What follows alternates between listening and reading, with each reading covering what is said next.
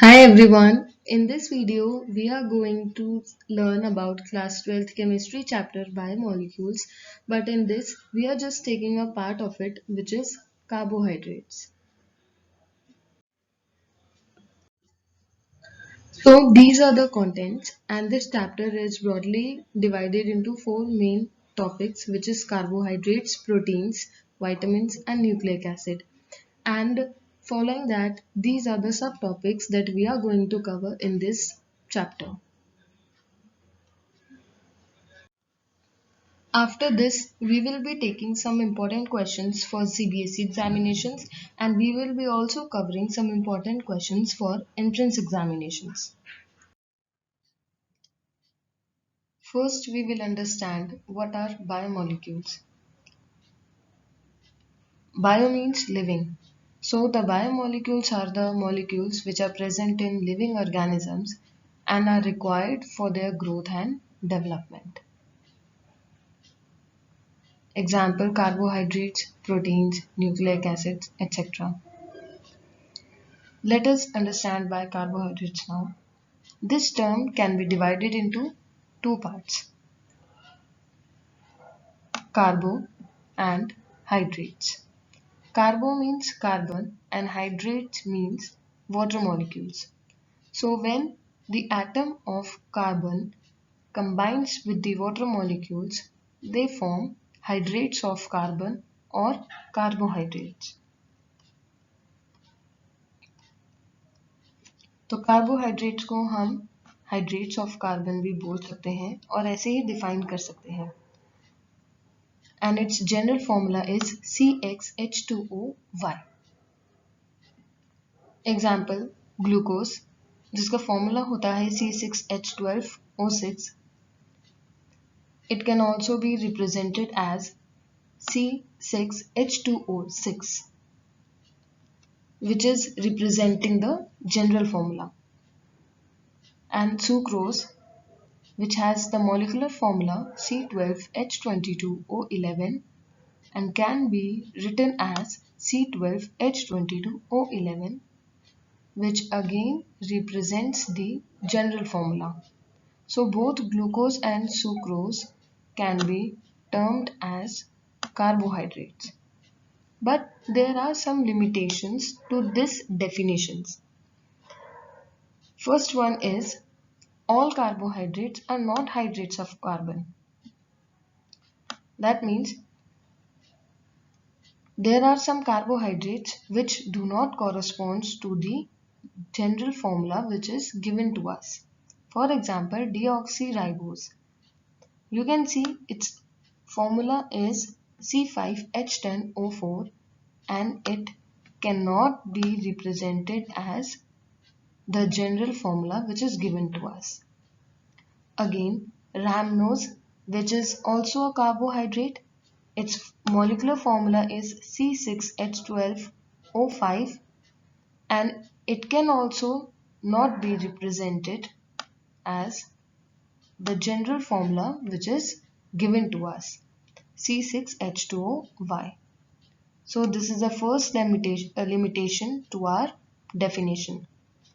The second one is that acetic acid having the molecular formula CH3COOH fits into the general formula C as C2H2O2, but you can say that C2H2O2 represents the general formula and it can therefore be called as a carbohydrate, but we know that acetic acid is not a carbohydrate. So the two limitations that all carbohydrates are not hydrates of carbon and acetic acid which represents the general formula of carbohydrate but it is not a carbohydrate.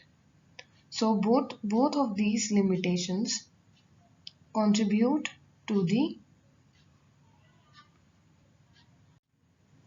rejection of our old definition.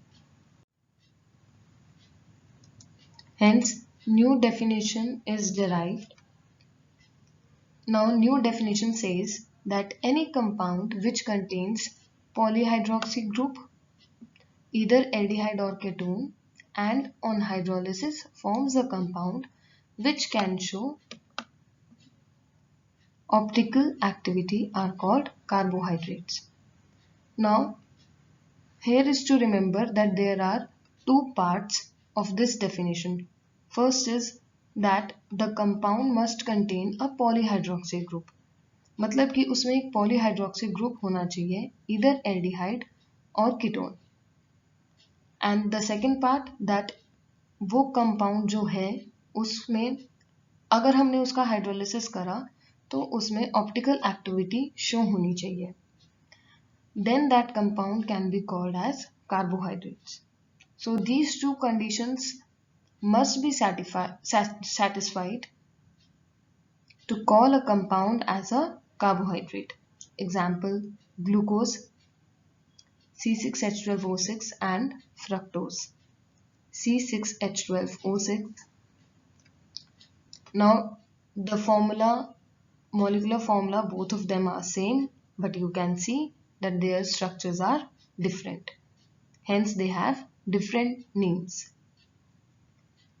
Glucose contains aldehyde group and fructose contains ketonic group. So our first part, which is the polyhydroxy group, either aldehyde or ketone, is satisfied here.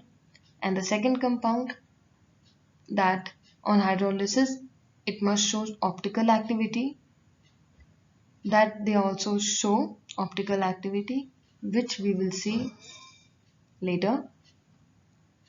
And due to the presence of aldehyde group, glucose is called as aldose sugar, and due to the presence of ketonic group, fructose is called as ketose sugar.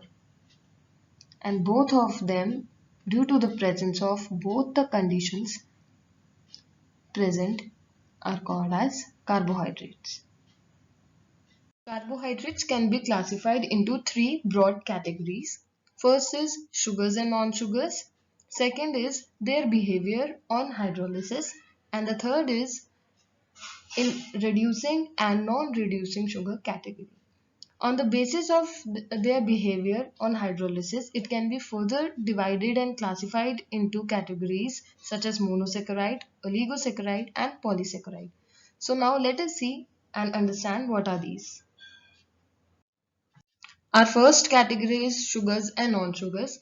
So the carbohydrates which are sweet in taste are sugars, for example glucose and sucrose, and the carbohydrates which are not sweet in taste are non-sugars, example starch and cellulose.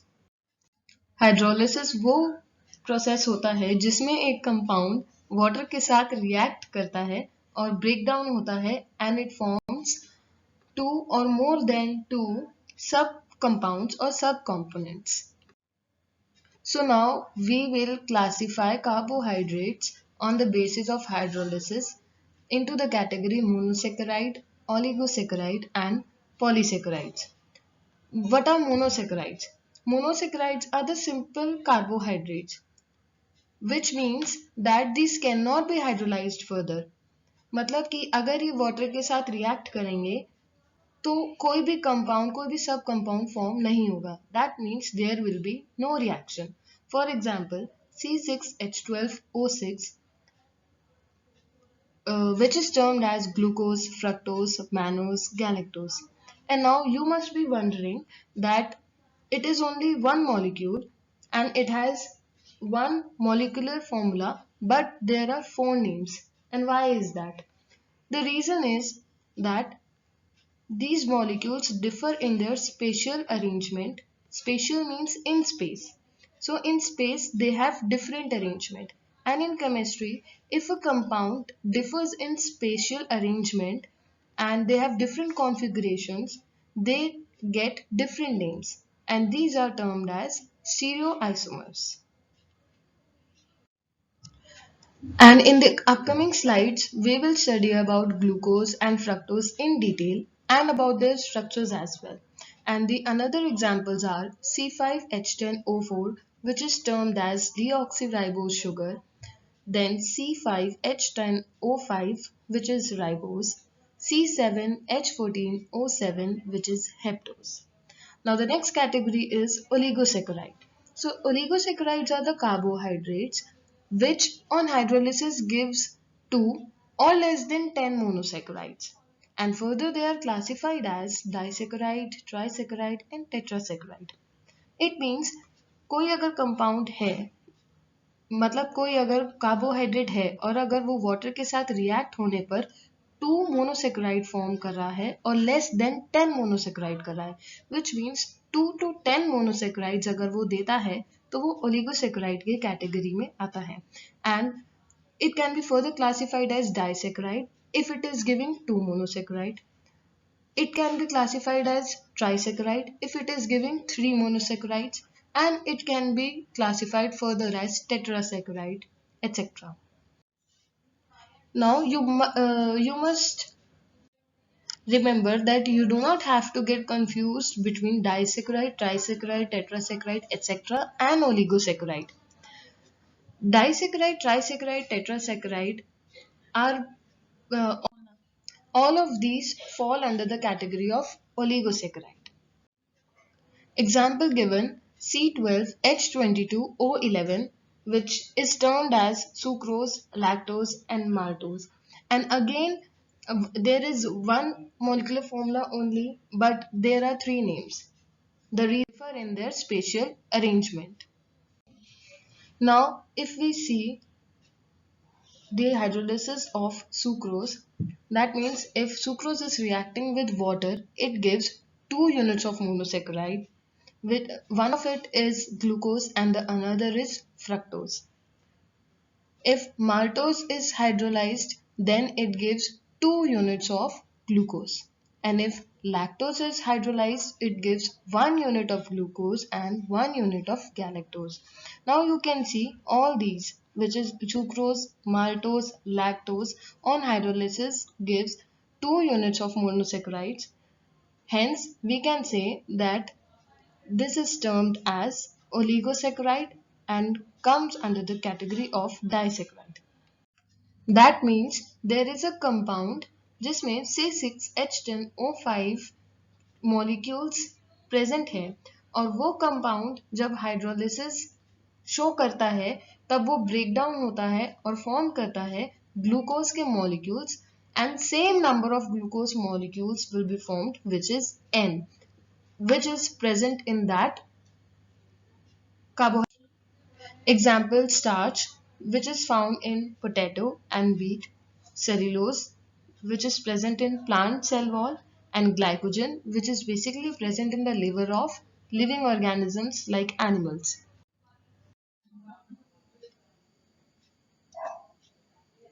Our third category is reducing and non-reducing sugar. Here you can see we have taken a glucose, and when this glucose reacts with Tollens reagent and Fehling solution, it oxidizes itself to gluconic acid, and it reduces both of these reagents, Tollens reagent and Fehling solution. And when it reduces Tollens reagent, it forms silver mirror precipitate, and when it reduces Fehling solution, it forms brick red copper oxide. Glucose is able to reduce both of these reagents due to the presence of free aldehydic group. So the carbohydrates which give Tollens reagent test and Fehling solution test are called reducing sugar. Example, all monosaccharide. So glucose is a monosaccharide, hence it is called as reducing sugar. And in disaccharides, only lactose and maltose give Tollens reagent and Fehling solution test. That's why they're called as reducing sugars. And the carbohydrates which do not give Tollens reagent and Fehling solution test are non-reducing sugar, as they do not contain any free functional group. Example, sucrose and polysaccharides. Sucrose and all polysaccharide are present in binded state, and they do not contain free functional groups. That's why they are called as non-reducing sugars. Now we will understand the preparation of glucose, how glucose is prepared. So there are two methods to prepare glucose. Glucose is prepared from sucrose and from starch. So if sucrose is boiled with dilute HCl or H2SO4 in alcoholic solution, glucose and fructose are obtained in equal amounts. Here is the reaction when sucrose reacts with water or when it is boiled with water in alcoholic solution, it forms 1 unit of glucose and 1 unit of fructose. Now we have to say here is that sucrose is a disaccharide. So when it is hydrolyzed, it forms 1 unit of glucose and 1 unit of fructose.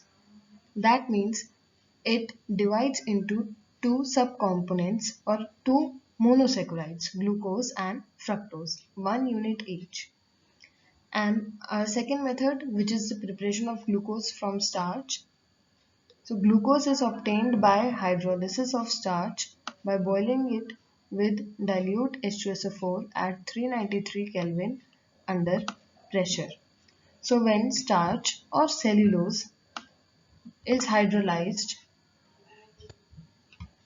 with dilute H2SO4 and at temperature 393 Kelvin under pressure, it forms N units of glucose. Here starch or cellulose which we are taking, it is a polysaccharide. So when a polysaccharide is hydrolyzed, it forms many units of glucose, basically n number of glucose. Hence, it is also a commercial process, means glucose when it is prepared, when it is manufactured in factories, it is being prepared by this process mainly. हमारा last topic इस video का है structure of glucose. हमें पता है glucose का molecular formula C6H12O6 होता है and this is it structure जिसमें 6 carbons are present in a straight chain and aldehyde group, primary alcoholic group and secondary alcoholic group are present. But अगर हमें ये ग्लूकोज किसी ने लेबोरेटरी में दे दिया और बोला कि उसका हमें स्ट्रक्चर निकालना है या स्ट्रक्चर बताना है कि कैसा होता है, so how we will do that, वो हम करेंगे कुछ रिएक्शन से and on the basis of those reactions we will define या we will derive the structure of glucose.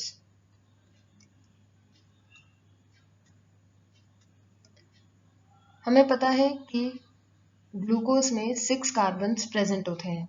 अब वो 6 कार्बन एक स्ट्रेट चेन में भी प्रेजेंट हो सकते हैं और एक रिंग में भी प्रेजेंट हो सकते हैं. उसके लिए हम एक रिएक्शन करते हैं और उस रिएक्शन के बेसिस पर हम देखते हैं कि वो जो कार्बन होते हैं वो कैसे अरेंज्ड हैं. So the reaction for straight chain of carbon that we do is reduction with hydrogen iodide. Glucose, when it is heated with hydrogen iodide in the presence of red phosphorus, it forms N-hexane. You can see the functional group aldehyde gets converted to CH3, and same happens with secondary alcohol and primary alcohol. All of them are converted into CH3 and CH2 groups, and this is known as reduction reaction because all our functional groups are being reduced to alkanes. So glucose is reduced to N-hexane. So formation of N-hexane suggests that all 6 carbon atoms are linked in a straight chain. तो अगर हमने ये reaction करा और अगर हमें N-hexane मिल गया तो हम बोल सकते हैं कि ग्लूकोज में जो 6 कार्बन्स प्रेजेंट हैं वो एक स्ट्रेट चेन में प्रेजेंट है. Now our next reaction is for the functional group. H12O6 जो प्रेजेंट है वो किस तरह से प्रेजेंट है, ये हम कैसे डिफाइन करेंगे। हमें ये तो पता है कि उसमें कोई फंक्शनल ग्रुप है, तो फंक्शनल ग्रुप कौन सा प्रेजेंट है उसके लिए भी हम कुछ रिएक्शन करेंगे। सो the reaction for carbonyl group is reaction of glucose with hydroxylamine and hydrogen cyanide. When glucose is reacted with hydroxylamine, it forms glucosine. You can see here the aldehyde group gets converted to oxime group, which confirms the presence of carbonyl group. Carbonyl में दो functional groups आते हैं, aldehyde और ketone. अभी हम उसकी बात नहीं कर रहे कि यहाँ पर कौन सा ग्रुप है, we are just identifying that which functional group is present. So the functional group which is present is carbonyl. We can also confirm this reaction, this presence of carbonyl group with another reaction which is the reaction of glucose with hydrogen cyanide. तो जब हम glucose को hydrogen cyanide के साथ react करवाएंगे, then we will get glucose cyanohydrin. Again the carbonyl group which is present, it gets converted into cyanide group, cyanohydrin group. So formation of glucosoxime and glucose cyanohydrin confirms the presence of carbonyl group in glucose. Carbonyl group में दो functional groups आते हैं, first is aldehyde and second is ketone. So glucose में कौन सा functional group present होता है, तो उसके लिए भी हम एक रिएक्शन करते हैं. So our next reaction is for aldehyde group which is oxidation with bromine water. So glucose when it reacts with bromine water, it gets oxidized to gluconic acid. Again, the carbonyl group, it gets oxidized to carboxylic acid. But the secondary alcohol and primary alcohol, they remains the same. They do not get converted. They do not get converted to gluconic acid. The reason is that bromine water is a weak oxidizing agent. Hence, it does not convert and it does not oxidize primary alcohol and secondary alcohol to carboxylic acid. So only aldehydic group is converted to carboxylic acid. Formation of gluconic acid indicates the presence of carbonyl group which is present as an aldehydic group in glucose. And the next reaction is for the OH group. हमें पता है OH groups भी present होते हैं glucose में, जिनकी presence हम बताते हैं reaction of glucose with acetic anhydride. तो जब ग्लूकोज एसिटिक एनहाइड्राइड के साथ रिएक्ट करता है तो हमारे 5 OH groups, 4 of them which are secondary alcohol and 1 of them is primary alcohol, all the 5 OH group gets converted into acetates and hence they form glucose pentacetate, and ethanoic acid is formed as byproduct. So the formation of glucose pentacetate confirms the presence of 5 OH groups. And since it exists as a stable compound, so 5 OH group should be attached to different carbon atoms only. 5 OH groups, that means all the OH groups are not connected or are not attached to one atom only. They are connected to different carbon atoms. Previous reaction से हमें ये पता लग गया कि जो हमारा given compound है उसमें 6 carbons are present in a straight chain. There is a functional group which is aldehydic functional group, and there are 5 OH group present in that given compound. Now the question is how those 5 OH groups are attached and what are their configurations. मतलब कि वो primary alcohol है, secondary alcohol है या फिर tertiary alcohol है. तो उसके लिए भी एक रिएक्शन होता है, reaction for primary alcoholic group. मतलब कि अगर हमने ये बता दिया कि एक प्राइमरी अल्कोहलिक ग्रुप प्रेजेंट है, तो naturally all other 4 alcoholic group will be arranged as secondary alcoholic group. So the reaction for that is oxidation with nitric acid. तो ग्लूकोज जब नाइट्रिक एसिड के साथ रिएक्ट करता है, it forms saccharic acid in which aldehydic group and only primary alcoholic group 1 degree alcoholic group gets converted to or gets oxidized to carboxylic acid, but secondary alcoholic group does not get oxidized. So formation of dicarboxylic acid, because there are 2 carboxylic group present, so the dicarboxylic acid, which is named as saccharic acid, indicates the presence of primary alcoholic group in glucose. It cannot oxidize 2 degree or secondary alcoholic group.